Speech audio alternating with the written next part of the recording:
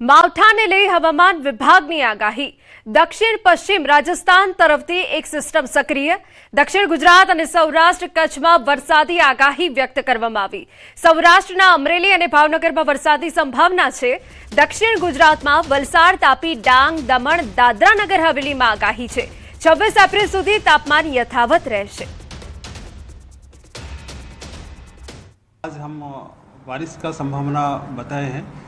इक्का दुक्का स्थानों में दक्षिण गुजरात की कुछ हिस्सों में और हमारा जो सौराष्ट्र कच्छ की कुछ ज़िले में बारिश होने का संभावना रहेगी।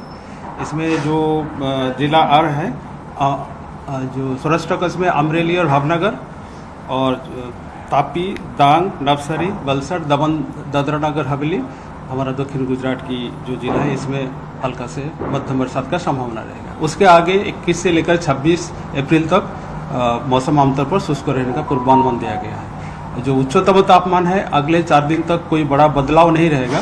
उसके आगे 2 से 3 डिग्री सेंटीग्रेड टेम्परेचर राइज होने का संभावना रहेगी। मतदानना दिवसे काळझाळ गरमीनी आगाही कराई छे। हवामान विभागे काळझाळ गरमीनी आगाही करी। हवामान निष्णांत अंबालाल पटेलनी आगाही। 26 एप्रिले गरमी आकरी રહેવાની આગાહી। 24, 25, 26 એપ્રિલે આગ ઓગતી ગરમીની આગાહી।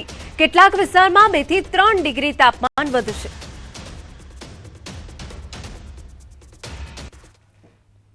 से लेकर 26 अप्रैल तक मौसम आमतौर पर शुष्क रहने का पूर्वानुमान दिया गया है। जो उच्चतम तापमान है अगले 4 दिन तक कोई बड़ा बदलाव नहीं रहेगा।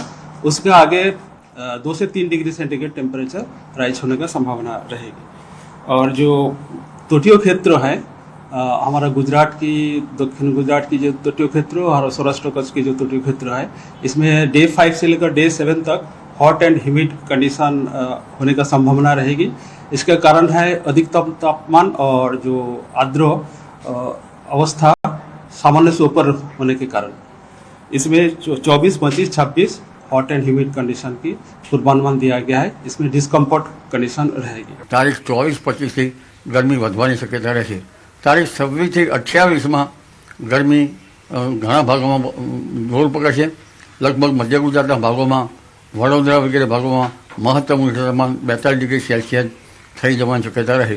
કોઈ ભાગમાં 43 ડિગ્રી સેલ્સિયસ પણ થઈ શકે। એટલે 26મી તારીખમાં મધ્ય ગુજરાતના ભાગોમાં આખરી ગરમી પડવાની શક્યતા રહેશે। તારીખ 27 ને 28માં પણ આખરી ગરમી પડવાની શક્યતા રહેશે। આ અરસામાં કેટલાક ભાગમાં વાદળો આવવાની શક્યતા રહેશે। ત્યાં ગરમી વધઘટ રહેવાની શક્યતા રહેશે। ઉત્તર ગુજરાતના ભાગોમાં પણ મહત્તમ તાપમાન 42 ડિગ્રી સેલ્સિયસ આસપાસ રહેવાની શક્યતા રહે। મહત્વના સમાચાર। જાપાનમાં 7.4ની તીવ્રતાનો ભૂકંપ આવ્યો છે અને સુનામીની ચેતવણી જારી કરાઈ છે। 3 મીટર ઊંચા મોજા ઉછળવાની ચેતવણી જાહેર કરાઈ છે। આપને જણાવી દઈએ કે ભૂકંપ 10 કિલોમીટરની ઊંડાઈએ આવ્યો હતો। આપને જણાવી દઈએ ઈવાતે માટે સુનામીની ચેતવણી જાહેર કરવામાં આવી છે, જેમાં 3 મીટર ઊંચા મોજા ઉછળવાની ચેતવણી અપાઈને લોકોને સાવચેત કરાયા છે। પરિસ્થિતિના કારણે માછીમારો બોટો સમુદ્રથી દૂર સુરક્ષિત સ્થળોએ જઈ રહ્યા છે। સુરક્ષા વ્યવસ્થાને લઈને પણ વહીવટીતંત્ર ત્યાંનું સજ્જ બન્યું છે, પરંતુ જે ભૂકંપ આવ્યો છે તેને લઈને સુનામીની ચેતવણી અપાઈ છે। રાજ્યના સમાચાર પર નજર કરીએ। અમદાવાદના પ્રગતિનગર વિસ્તારમાં ઘર બહાર પાર્ક કરેલી કાર પણ હવે સુરક્ષિત નથી। અંદાજે 10 લાખ રૂપિયાની કારની ચોરી થતા વિસ્તારમાં ચકચાર મચી ગઈ। ચોરીની સમગ્ર ઘટના સીસીટીવી કેમેરામાં કેદ થઈ ગઈ, જેના આધારે ચોરોની ઓળખ મેળવવાના પ્રયાસો શરૂ કરવામાં આવ્યા છે। ઘટનાની જાણ થતાં નારણપુરા પોલીસે ગુનો નોંધ્યો અને વધુ તપાસ હાથ ધરી। આ ઘટનાએ સ્થાનિકોમાં સુરક્ષા વ્યવસ્થાને લઈ ચિંતા વધારી છે। અમારા સંવાદદાતા ઋત્વિજ વધુ વિગતે વાત કરવા જોડાયા છે। ઋત્વિજ, આખરે શું ઘટના બની? જી એના વાત કરીએ તો નારણપુરાના પ્રગતિનગર વિસ્તારનો આ બનાવ છે કે જ્યાં જે ક્રેટા કાર છે તે સોસાયટીની બહાર પાર્ક કરેલી હતી અને કેટલાક લોકો આવીને આ જે ક્રેટા કાર છે તે ચોરી કરીને ફરાર થઈ ગયા હતા। સમગ્ર ઘટના સીસીટીવી કેમેરામાં પણ કેદ થયેલી જોવા મળી રહી છે કે કાર ચાલુ ન થતા ધક્કો મારીને તેને ચાલુ કરીને તેની ચોરી કરવામાં આવી છે। સમગ્ર ઘટનાની જાણ જ્યારે પોલીસને કરવામાં આવી હતી ત્યારે પોલીસ દ્વારા આ મામલે ફરિયાદ નોંધીને વધુ કાર્યવાહી શરૂ કરવામાં આવી છે। બિલકુલ, તો નારણપુરા પોલીસે ગુનો નોંધીને તપાસ શરૂ કરી। સુરતમાં આપના હવાલા કૌભાંડના આક્ષેપો પર ખુલાસા। દિલ્હીના હિમાંશુ આહુજાએ મોકલ્યા હતા પૈસા। 4 મહિનામાં 1 કરોડ રૂપિયા સુરત મોકલ્યા હતા। સુરતના આકાશ મિશ્રાએ પૈસા રિસીવ કર્યા હતા. શહેરના ભવાનીવડ ખાતે આવેલા અરવિંદ હિરેન નામની આંગણિયા પેઢીમાં આ રૂપિયા આવ્યા હતા. સમગ્ર ઘટનાનો ક્રાઇમ બ્રાન્ચે ગઈકાલે પર્દાફાશ કર્યો.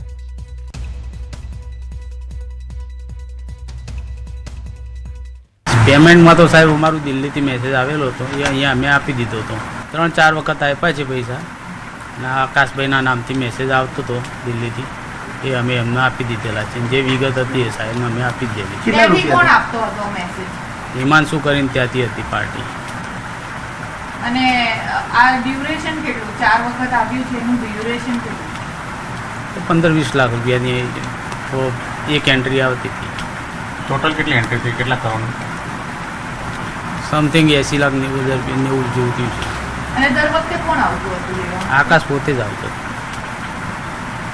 એ કોણ છે, કઈ પાર્ટી સાથે જોડાયેલા? એ હવે ખ્યાલ નથી. અમારે તો ત્યાંથી જે મેસેજ આવતો હતો એ વેપારી ત્યાં પનીરનો છે એવું કહેવું છે એનું. હવે એ શું કામ કરતો હોય અમને ખ્યાલ ના હોય. ગુજરાતમાં સ્થાનિક સ્વરાજની ચૂંટણી ચાલી રહી છે અને તમામ રાજકીય પાર્ટીઓ એડી ચોટીનું જોર લગાવી રહી છે, ત્યારે ગુજરાતમાં આમ આદમી પાર્ટી જે રીતે પોતાની ગતિ વધારી રહી છે તેને લઈને સક્રિય રાજકીય પાર્ટીઓ થઈ છે. ખાસ કરીને સુરત ક્રાઇમ બ્રાન્ચે એક હવાલા કૌભાંડ ઝડપી પાડ્યું છે કે દિલ્હીથી છેલ્લા 4 મહિનામાં 1 કરોડ રૂપિયા સુરત ખાતે આ પાર્ટીના પ્રચાર માટે મોકલવામાં આવ્યાનું એક નેટવર્કનો ભાંડાફોડ કર્યો છે. હિમાંશુ પાહુજા નામનો વ્યક્તિ છે કે જે દિલ્હીથી છેલ્લા 4 મહિનાથી પૈસા મોકલતો હતો. સુરતના ભવાનીવડ ખાતે આવેલી અરવિંદ હિરેન નામની આ જે આંગળીયા પેઢી છે એમાં પૈસા આવતા હતા અને આકાશ મિશ્રા પૈસા લેવા આવતો હતો. જો કે આ સમગ્ર ઘટનાની વિગત ક્રાઇમ બ્રાન્ચને મળતા ક્રાઇમ બ્રાન્ચ અહીંયા પહોંચીથી તપાસ કરી હતી, વિગતો મેળવી હતી અને કહી શકાય છે કે આકાશ મિશ્રાની પૂછપરછ કરવામાં આવી છે. દિલ્હી ખાતે રહેલા આપ પાર્ટીના મોટા નેતાઓ સાથે સંકળાયેલા વ્યક્તિઓ ચૂંટણી પ્રચાર માટે આ ફંડ મોકલતા હતા. જો કે ક્રાઇમ બ્રાન્ચે આ મામલે તમામ વિગતો ભેગી કરી હવે તમામ વિગતો સુરતના આયકર વિભાગને આપી છે અને તપાસનો ધમધમાટ શરૂ કર્યો છે. ત્યારે કહી શકાય રાજકીય હવાલા કૌભાંડ સુરતથી ચોક્કસપણે સામે આવ્યું છે. કેમેરામેન જીગર ગુગલ સાથે કીર્તેશ પટેલ, ન્યૂઝ 18 ગુજરાતી, સુરત. સુરતમાં આપ પર હવાલા કૌભાંડના આક્ષેપો પર પ્રદેશ પ્રમુખ ઈશુદાન ગઢવીએ પ્રતિક્રિયા આપી. તેમણે વળતો પ્રહાર કરતા કહ્યું કે ભાજપ ડરી ગઈ છે, તેથી ચૂંટણી સમય સુધી આવા ષડયંત્રો રચાશે. ભાજપ ખૂબ ડરી ગયું છે, એટલે ભાજપ છે એ આવા ચૂંટણી સુધી આવા ષડયંત્રો ચાલુ રાખશે. તમે જુઓ, અહીંયાથી આમ થયું ને અહીંયાથી આમ થયું ને કોઈ સીસીટીવી આપી દે ને. હું કહેવા માંગુ છું ભાજપને કે આટલા બધાએ તમે પ્રયાસો આમ આદમી પાર્ટીને કચડવા માટે કરો છો, આમ જનતાને કચડવા માટે કરો છો, એટલી જ જો કામગીરી તમે પ્રજાની સેવા કરી હોત, લોકોના કામો કર્યા હોત તો આ દિવસો તમારે જોવા ન પડત. રાજકોટમાં સ્થાનિક સ્વરાજ્યની ચૂંટણીમાં વોર્ડ નંબર 2 ની બેઠક રસપ્રદ બની છે. રાજ્ય સરકાર મંત્રી અને નયનાબા જાડેજાની ભાભી રેબાબા જાડેજાએ કોંગ્રેસ ઉમેદવાર તરીકે ચૂંટણી લડવા બદલ નયનાબાને શુભેચ્છા પાઠવી. સાથે તેમણે વિશ્વાસ વ્યક્ત કર્યો કે ચૂંટણીમાં જીત ભાજપના ઉમેદવારની જ થશે. તો બીજી તરફ કોંગ્રેસ ઉમેદવાર નયનાબા જાડેજાએ નિવેદન આપ્યું કે આ ઓવર કોન્ફિડન્સ બોલે છે, જેના કારણે રાજકીય માહોલ ગરમાયો છે. તો રાજ્ય સરકારના મંત્રી રેબાબા જાડેજાનું નિવેદન સામે આવ્યું છે. એક તરફ કોંગ્રેસના ઉમેદવારને તેઓને શુભેચ્છા આપી છે, પરંતુ ભાજપનો જ ઉમેદવાર જીતશે તેવો વિશ્વાસ પણ વ્યક્ત કર્યો છે. પરંતુ મને વિશ્વાસ છે રાજકોટની જનતા ઉપર, ભારતીય જનતા પાર્ટીના સંગઠનના કાર્યકર્તા ઉપર કે આગામી 26 તારીખે જે પેનલમાં ભારતીય જનતા પાર્ટીના ઉમેદવાર છે એને જંગી લીડ સાથે જીતાડી. એ ઓવર કોન્ફિડન્સ છે, એ ભવિષ્ય બતાવશે. કારણ કે ઘણા શબ્દો અને વાક્યોના અર્થ બહુ ઘણા સમય પછી ખબર પડે છે, એટલે એ તો સમય જ બતાવશે. ભરૂચના ઝઘડિયામાં સ્થાનિક સ્વરાજ્યની ચૂંટણી પહેલા ચૂંટણી ફંડના નામે ધમકાવવાનો ગંભીર મામલો સામે આવ્યો. કોંગ્રેસ સાથે સંકળાયેલા કાર્યકર નીતિશ પઢિયારની પોલીસે ધરપકડ કરી. આરોપીએ સોશિયલ મીડિયામાં એક વિડીયો બનાવી સિલિકા પ્લાન્ટ જીઆઈડીસી વિસ્તારના ઉદ્યોગકારો અને કોન્ટ્રાક્ટરો પાસેથી ચૂંટણી ફંડની માંગણી કરી. પૈસા ન આપતા ગંભીર પરિણામ ભોગવવાની ધમકી આપ્યાનો પણ આક્ષેપ થયો. આ વિડીયો સોશિયલ મીડિયા પર વાયરલ થતા મામલો ચર્ચાનો વિષય બન્યો. ઘટનાની જાણ થતાં જ પોલીસ હરકતમાં આવી તપાસ શરૂ કરી અને નીતિશ પઢિયારને કસ્ટડીમાં લઈ લીધો.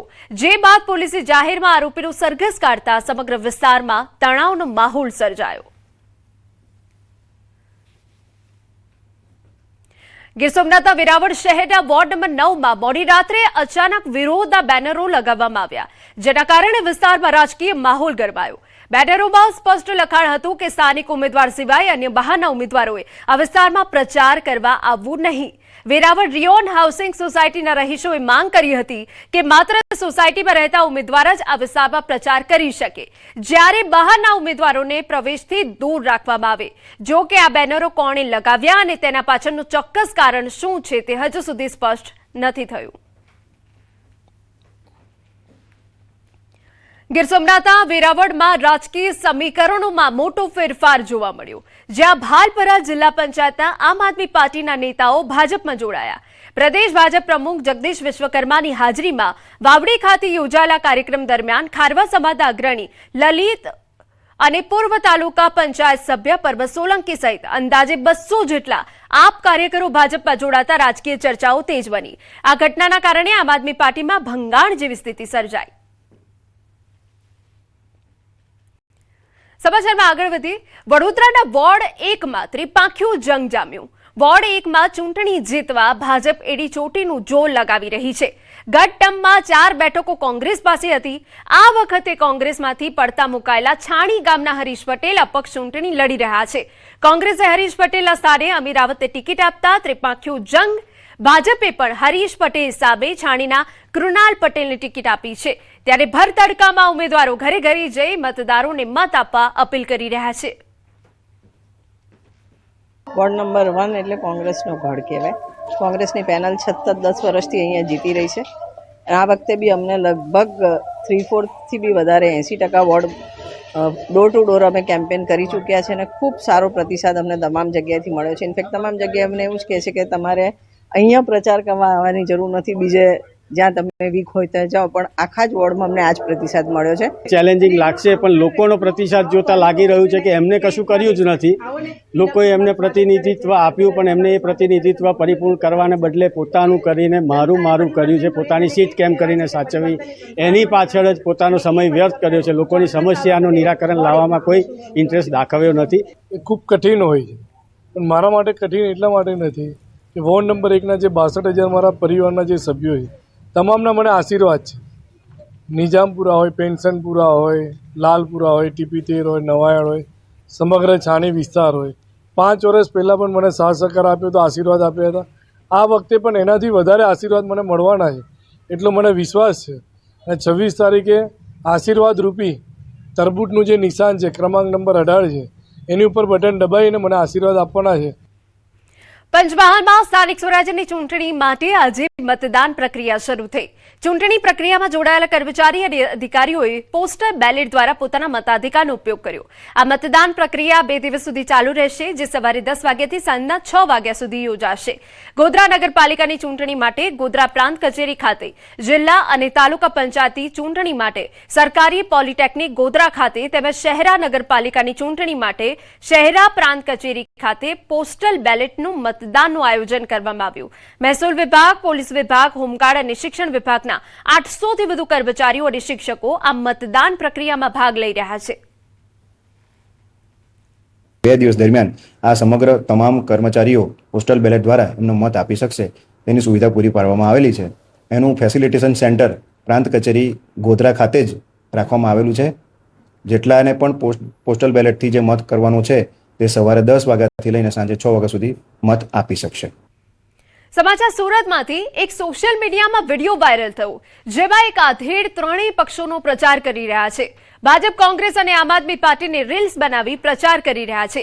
ત્રણેય પાર્ટીઓનો સ્ટાર પ્રચારક એક આધેડ બન્યા. તમામ પાર્ટીઓના પ્રચારમાં આધેડ જોવા મળી રહ્યા છે. ત્યારે હવે લોકોમાં પણ કુતૂહલ જોવા મળ્યું કે આધેડ છે કઈ પાર્ટીના.